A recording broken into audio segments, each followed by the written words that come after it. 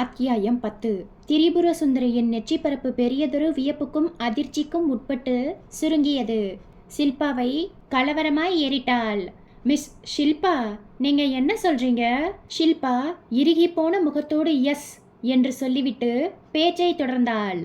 பூனேவுல இருக்கிற national forensic science laboratory இறந்து போன அந்த 5 பெண்களோட கருப்பையின் சதை பாகங்களை ஒரு ரசாயன சோதனைக்கு உட்படுத்தி பார்த்தப்ப அந்த பெண்கள் எல்லோருமே 3 மாச கர்ப்பமாய் இருக்கும் போதுதான் இறந்து போயிருக்காங்கன்னு உறுதிப்பட சொன்னதோடு மட்டும் இல்லாம அத ரிப்போர்ட்டாவும் எழுதி கொடுத்துட்டாங்க. இந்த ரிப்போர்ட் பத்தின விவரங்களை மீடியாக்களுக்கு தெரியப்படுத்தினா இந்த விவகாரத்தில் சம்பந்தப்பட்டிருக்கிற நபர்கள் உஷாராகி விடலாம்ங்கிற எண்ணத்துலதான் சிபிஐ ஒரு ரகசியமான விசாரணைக்கு தயாராகி காய்களை நகர்த்த ஆரம்பிச்சது. அதனோட ஆரம்பம்தான் நான் கோயம்புத்தூர் வந்தது. திரிபுர சுந்தரி கவலையாய் பெருமூற்றொன்றை வெளியேற்றிவிட்டு கம்மி போன குரலில் பேச ஆரம்பித்தாள். மிஸ் ஷில்பா, நீங்க இப்ப சொன்ன இந்த 3 மாச கர்ப்பம் என்கிற விஷயம் ஏன் ஒரு கோஇன்சிடென்ட்டா இருக்கக்கூடாது?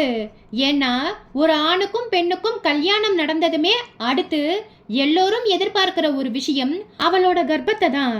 அந்த 5 ஜோடிகளுக்கும் ஒரே நேரத்துல கல்யாணம் நடந்ததால அடுத்த 3 மாசத்துக்குள்ள ஒரே நேரத்தில் கர்ப்பம் தரிக்க வாய்ப்பு இருக்கே.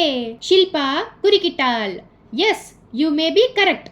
பட் அந்த 5 ஜோடிகளும் தற்கொலை செய்து கொள்ளவோ இல்லைன்னா கொலை செய்யப்படவோ ஏதோ ஒரு ஒற்றுமையான காரணம் இருக்கணுமே மேடம்.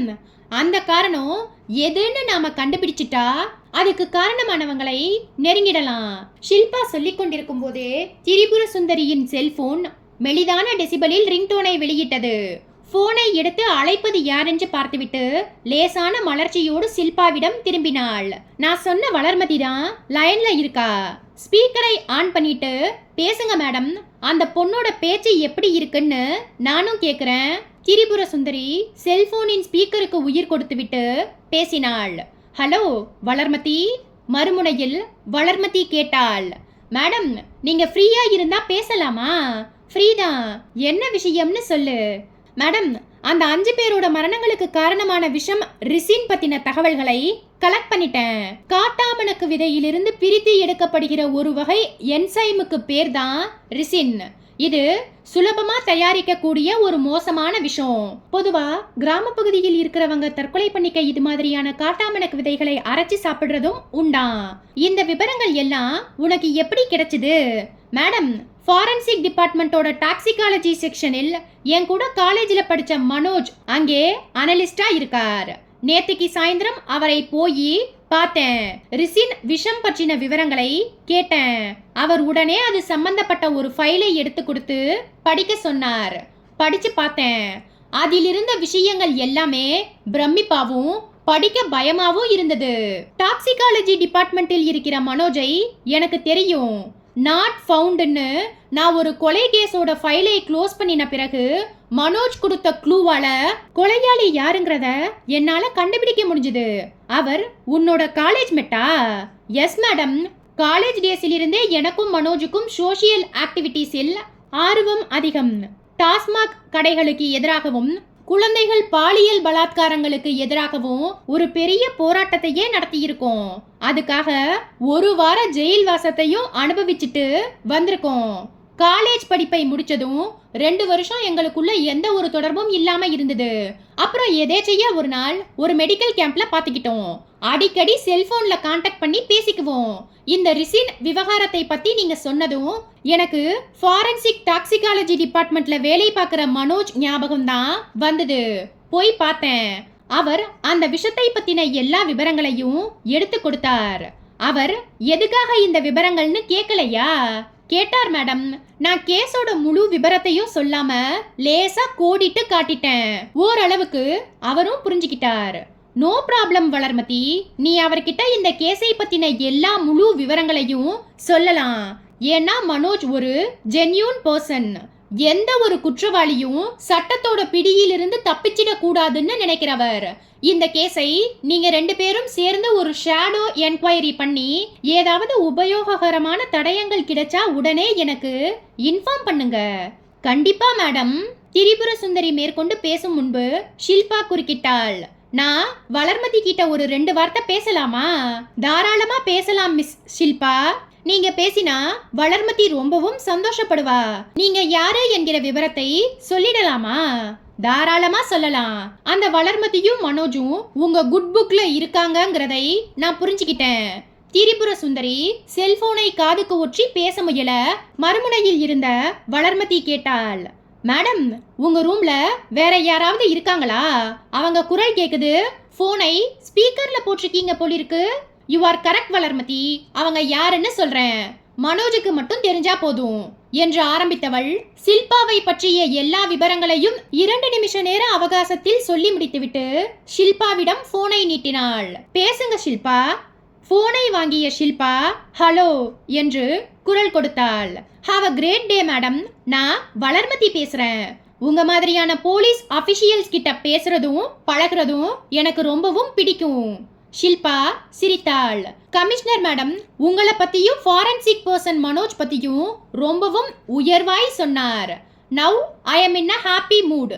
காரணம், சில கேஸ்கள்ல குற்றவாளிகளை கண்டுபிடிக்க போலீஸ் டிபார்ட்மெண்ட் என்னதான் முயற்சி பண்ணினாலும் அந்த இன்வெஸ்டிகேஷன்ல ஒரு அங்குலம் கூட முன்னேற முடியாது. உண்மையான குற்றவாளிகள் எந்த திசையில் இருக்காங்கங்கிறத கண்டுபிடிக்கவும் முடியாது.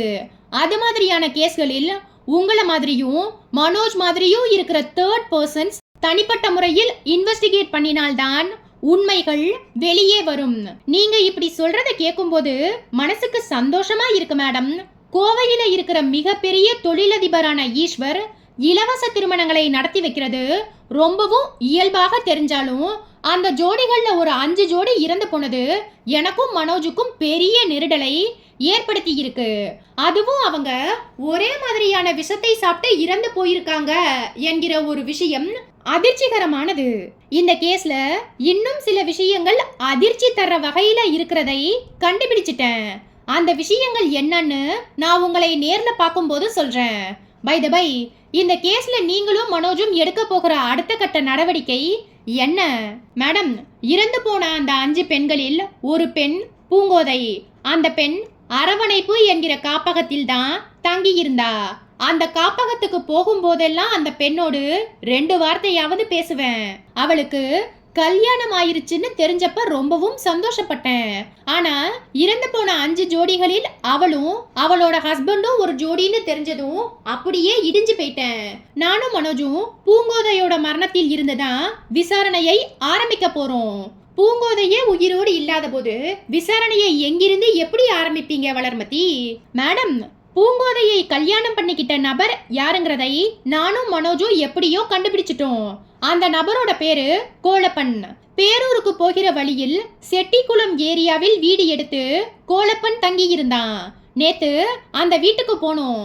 வீடு பூட்டி இருந்தது. வீட்டுக்கு எதிரில் கோலப்பனோட அண்ணன் வீடு இருந்தது. அண்ணனோட பேரு ராஜப்பன். அவருக்கு மனைவி குழந்தைன்னு யாரும் இல்ல, ஒண்டிக்கட்ட. அவர்கிட்ட பூங்கோதையை பத்தியும் கோலப்பனை பத்தியும் விசாரிச்சோம். அப்ப அந்த ராஜப்பன் சொன்ன ஒரு விஷயம் எங்களுக்கு அதிர்ச்சியா இருந்தது மேடம். அத்தியாயம் 11. காலை 9 மணி. வளர்மதியும் ஹரியும் டைனிங் டேபிளில் அருகருகே அமர்ந்து காலை நேர உணவை முடித்துக் கொள்வதில் தீவிரமாய் இருந்தபோது ஹரி கேட்டான். உன் ஃப்ரெண்டோட சீமந்த ஃபங்க்ஷனுக்கு நீ எத்தனை மணிக்கு போகணும்னு சொன்ன வளர்? சாப்பிட்டுட்டு உடனே கிளம்ப வேண்டியதுதான். ஃபங்க்ஷன் 11 மணிக்கு.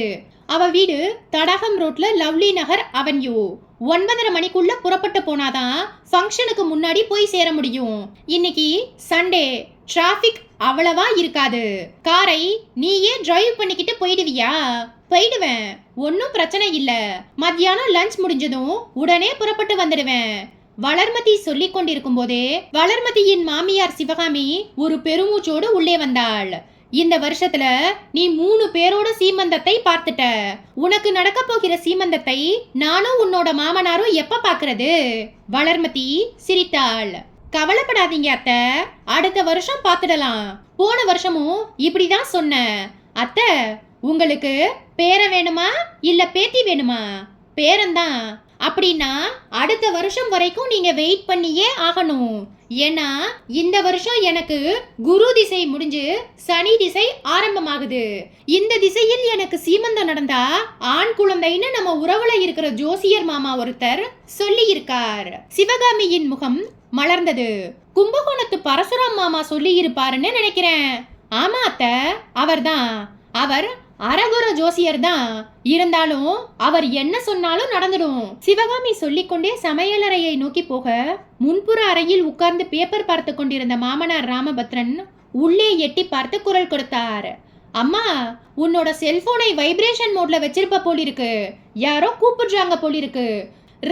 உருமிட்டே இருக்கு. வந்து யாருன்னு பாருமா.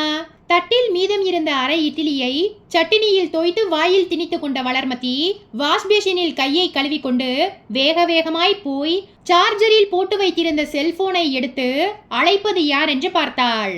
மறுமுனையில் மனோஜ். வளர்மதி சுற்றும் முற்றும் பார்த்துவிட்டு வீட்டின் முன்புறம் இருந்த சிட் அவுட்டின் மறைவான பகுதியில் போய் நின்று செல்போனை காதுக்கு ஒற்றினாள். தாழ்ந்த ஸ்தாயில் பேச ஆரம்பித்தாள். சொல்லு மனோஜ், என்ன வீட்டில் இருந்து புறப்பட்டுட்டியா? புறப்பட்டுக்கிட்டே இருக்கேன். வீட்ல என்ன காரணம் சொன்ன? சீமந்தம் தான். உன்னால எப்படி இவ்வளவு தைரியமா போய் சொல்ல முடியுது? பழகிடுச்சு. எனக்கு உன்கிட்ட பிடிச்சதே இந்த தைரியம் தான். பாராட்டு மடல் வாசிக்க இது நேரம் இல்ல. நீ வீட்ல இருந்து புறப்பட்டுட்டியா? புறப்பட்டு நீ சொன்ன மீட்டிங் பாயிண்டை நோக்கி போயிட்டு இருக்கேன். டாக்ஸி தானே? ஆமா. சரி, அதே பாயிண்ட்ல வெயிட் பண்ணு. நான் எப்படியும் ஒரு அரை மணி நேரத்துக்குள்ள வந்துடுவேன். லேட் பண்ணிடாத. எனக்கு மத்தியானம் வேற ஒரு முக்கியமான வேலை இருக்கு. சீஃப் ஃபாரன்சிக் ஆபீசர் டெல்லியிலிருந்து வரார். அவர் வரும்போது நான் சீட்ல இருந்தே ஆகணும். புலம்பாத, வந்துடுறேன். வளர்மதி பேச்சை முடித்துக்கொண்டு செல்போனை அணைத்த வினாடி ஹரி டைனிங் அறையிலிருந்து வெளிப்பட்டு அவளை நோக்கி வருவது தெரிந்தது. ஒரு சின்ன சிரிப்போடு கேட்டான். போன்ல யாரு? உன்னோட சீமந்த ஃப்ரெண்டா? ஆமா, காலையிலிருந்து 3வது போன். வந்துடுவில்லன்னு கேட்டு உயிரை எடுக்கிறா. சீமந்தம் சம்பந்தமான சடங்குகள் நடக்கும்போது நான் பக்கத்துல இருக்கணுமா? நியாயம்தானே? கிளம்பு வளர். இதோ 10 நிமிஷத்துல ரெடி ஆயிடுவேன். பட்டுப்புடவை தானே? பின்ன அந்த எல்லோ கலர் கட்டிக்கோ, எடுப்பா இருக்கும். வளர்மதி சிரித்தாள். இன்னைக்கு என்னோட சாய்ஸும் அதுதான். ராத்திரியே அந்த சேலையை அயன் பண்ணி வச்சிட்டேன். வளர்மதி மஞ்சள் பட்டுப்புடவையில் நிரம்பி காருக்குள் ஏறி உட்கார்ந்த போது நேரம் 9:15. கணவன் ஹரி காருக்கு வெளியே நின்று கையசைத்தான். லஞ்ச் சாப்பிட்டதும் உடனே புறப்பட்டு வந்துடு. அரட்டை அடிச்சுட்டு உட்காந்துடாத. சாயந்தரம் ஆர்எஸ் புரம் கலையரங்கத்துல மியூசிக் கன்சர்ட் இருக்கு. சுபிச்சம் சிங்கர்ஸ் பாட்டு கச்சேரி. 2 காம்ப்ளிமெண்டரி டிக்கெட்ஸ் இருக்கு. உனக்கு தான் கர்நாடிக் மியூசிக் பிடிக்குமே. இத நீங்க சொல்லணுமா? 3 மணிக்கெல்லாம் இங்க இருப்பேன். போதுமா? வளர்மதி ஒரு புன்னகையோடு சொல்லிக்கொண்டே காரை நகர்த்தினாள். அந்த ஞாயிற்றுக்கிழமையின் கோவை நகர தெருக்களில் போக்குவரத்து நெரிசல் குறைவாயிருக்க அடுத்த 20 நிமிஷ நேரத்துக்குள் காந்திபுரத்தின் எல்லைக்குள் நுழைந்து டாடாபாத்தில் இருந்த அந்த சாலையோர பூங்கா அருகே காரை நிறுத்தினாள் வளர்மதி.